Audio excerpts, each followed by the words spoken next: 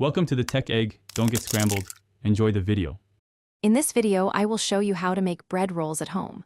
First, gather your ingredients.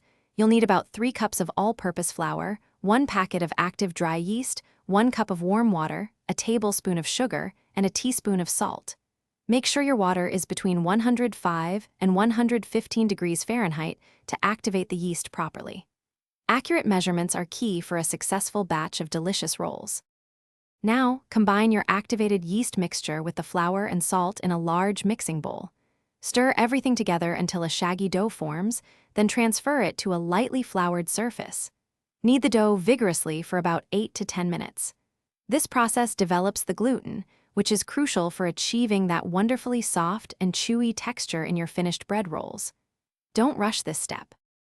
After kneading, place your dough in a lightly greased bowl, cover it with plastic wrap, and let it rise in a warm spot for about 1 to 1.5 hours.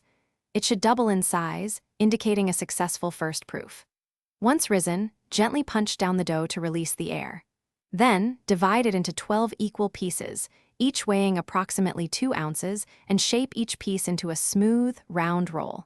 This ensures even baking.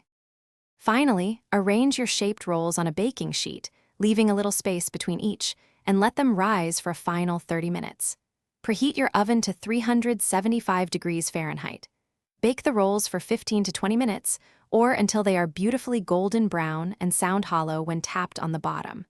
Let them cool slightly before serving warm with butter. They're perfect for any meal. Check the description for a link to the Shark AI Ultra Robot Vacuum and other great deals. Thanks for watching. Consider subscribing if I helped unscramble your problems.